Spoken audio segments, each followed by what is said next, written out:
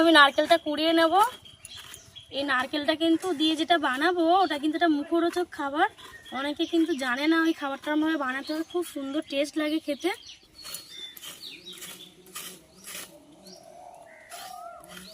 বন্ধুরা, আমার নারকেলটা কোড়ানো হয়ে গেছে। আমি এই নারকেলেতে 500 পরিমাণ মতন চিনি দিয়ে নেব, নিয়ে মাখিয়ে রেখে দেবো। যতক্ষণ না জল উঠবে ততক্ষণ এটা চাপা দেওয়া থাকবে, ভালোভাবে মাখিয়ে নেব।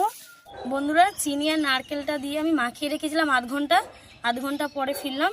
দেখুন জল উঠে গেছে, কিন্তু চিনিটা কোনো দানা দানা ভাব নেই। এবারে আমি অল্প করে ময়দা আর এটা ভালোভাবে মাখতে মাখতে, মানে আর জলই দেবো না, এটা দিয়েই মাখবো। যতটা পরিমাণে এটা দিয়ে মাখা যায় ততটাই আমি ময়দা নেব।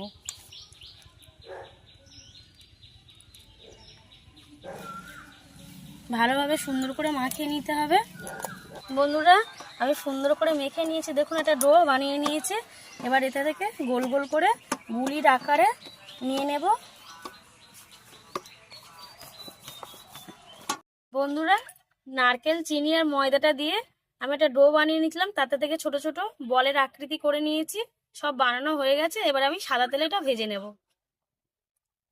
তেল গরম হয়ে গেছে, কড়াতে দিয়ে দিয়েছি তেল। অল্প আঁচেতে ভাজতে হবে। খেতে কিন্তু অসাধারণ মজমচে। আপনারা 6 মাস 7 মাস স্টক করে রেখে দিতে পারেন। বন্ধুরা, বলগুলো সব ভেজে নিয়েছি, এবার তুলে নেব। আমার রান্নাটা কমপ্লিট। বন্ধুরা, আপনারা দেখবেন যে শীতকালে যে মদের দোকানগুলো স্টলগুলো দেয়, তার পাশে কিন্তু এই গোলগুল্লাটা পাওয়া যায়। ওরা কিন্তু তিল দিয়ে ভাজে। আমার কাছে তিল ছিল না, আপনারা চাইলে তিলও দিতে পারেন। বন্ধুরা দেখুন গোলগুল্লাটা কত সুন্দর মুচমুচে হয়েছে। ছালার আওয়াজেই তো বুঝতে পারছেন এতটা যদি মুচমুচে হয় খেতে কতটা সুন্দর লাগবে। আমার এই রেসিপিটা যদি আপনাদের ভালো লেগে থাকে, চ্যানেলটির পাশে থাকবেন, সাবস্ক্রাইব করবেন আর কমেন্ট করবেন কেমন লেগেছে।